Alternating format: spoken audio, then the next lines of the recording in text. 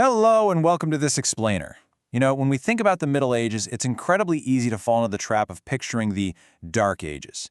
We tend to imagine a time of total ignorance, squalor, and just helpless victims waiting around for the next plague to strike. But as a historian looking closely at the everyday lives of ordinary people, I can tell you that this modern arrogance completely misses the reality of how our ancestors actually lived. Today, we're going to completely shatter that myth. We're going to explore the highly sophisticated, multi-layered survival strategies that medieval people used to combat relentless pests, disease, and the constant threat of famine. We're going to look at their lives through the fascinating lens of their daily, invisible war on nature. To instantly challenge our modern assumptions, I want you to consider the diary of a 17-year-old Japanese emperor, Uda. Writing way back in 899 AD about his beloved black cat, he notes that it, quote, moves silently, without making a sound, like a black dragon above the clouds. What's truly interesting here isn't just the poetry, it's the deep, emotional, and really universal bond that humans have shared with felines for centuries. Cats weren't just cute pets. Across the globe, they were our absolute primary biological weapon against rodents, and they were deeply cherished for it. So the crucial question we have to ask is, what was the actual sensory reality of everyday medieval life? What was it honestly like to share your bed, your home, and your precious harvest with the tiny creatures that brought plague and starvation?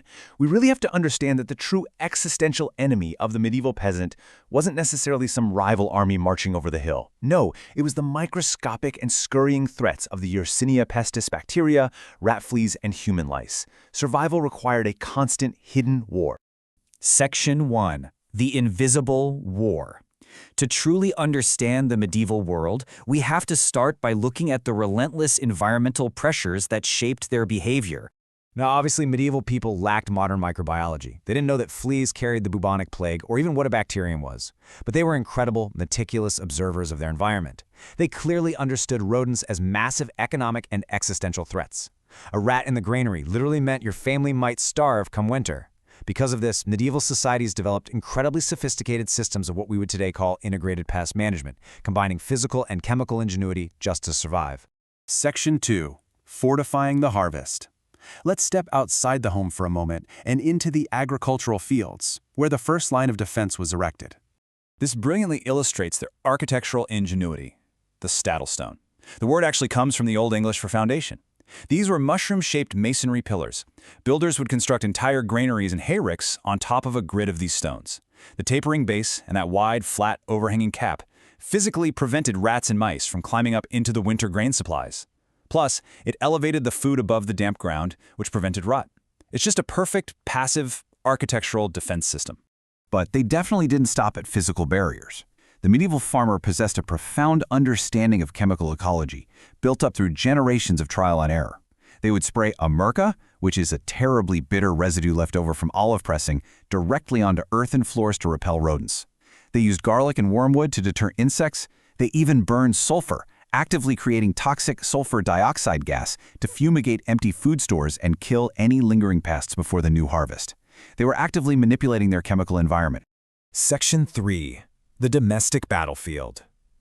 Now let's guide our journey inward, moving from the fields right into the intimate reality of the medieval bedchamber. I want you to imagine the smell of a medieval home. It wasn't just dirt and smoke. To manage odors and pests, they scattered what were called strewing herbs directly onto the rush-covered floors.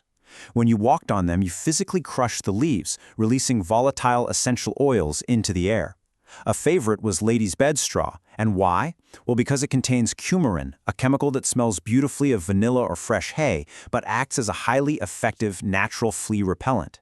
Even Queen Elizabeth I later used meadowsweet to scent her rooms. This was practical botanical chemistry woven into daily life. But there was a rather harsh reality waiting at the end of the day. The medieval mattress, known as a bed tick, was essentially just a large canvas bag stuffed with straw, chaff, or heather. In damp, drafty homes, this organic material easily absorbed humidity, sweat, and bodily fluids. It became a terrifyingly perfect breeding ground for fleas, lice, and mold. Managing this required meticulous, exhausting daily labor. So how did they cope with that? Well, we have this fantastic piece of historical evidence from 1393. A wealthy Parisian husband, known to us as the Goodman of Paris, wrote a survival guide for his new 15-year-old wife. To protect their marital bed, he details a heavily field-tested trap. You smear slices of bread with sticky glue or turpentine, place a lighted candle in the middle, and darken the room. The warmth and the light attract the fleas, and they jump right onto the sticky bread. It is remarkably clever. The good man of Paris didn't stop there either. He advised spreading rough, raw sheepskins on the floor. The idea was that fleas would jump in and get hopelessly tangled in the coarse wool, allowing you to just shake them out into the fire the next morning.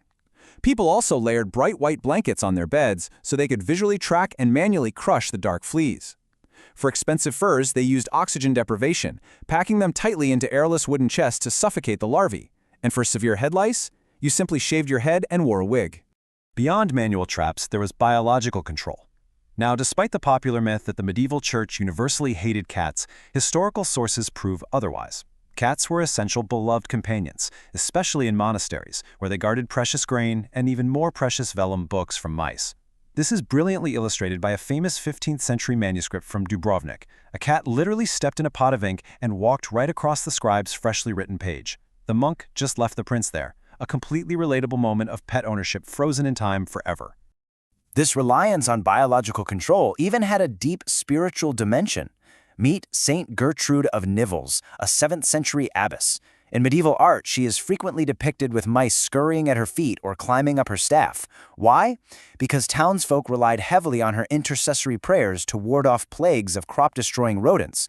Because she was the ultimate rodent banisher, modern pet lovers have naturally adopted her as the patron saint of cats. Section 4. Alchemy of the Garderobe. Let's move deeper into the elite homes and stone castles to uncover some surprising chemistry. Here is a fascinating historical question for you. How exactly did medieval elites, the kings, queens, and wealthy nobles, protect their incredibly expensive silk and fur garments from being devoured by moths and fleas in a damp stone castle? Well, the answer might just shock our modern sensibilities. They hung them in the toilet, literally. Castle latrines were known as garderobes, which directly translates to guard robes. The decomposing human waste in the cesspit below generated powerful ammonia gas. As these pungent fumes rose up the masonry shafts, they acted as a potent natural chemical fumigant, completely disrupting the respiratory systems of nesting insects and killing moth larvae. Honestly, smelling a bit like a toilet was considered a very small price to pay to save a priceless silk gown. And this profound practical grasp of alkaline chemistry extended right into the grueling medieval laundry process.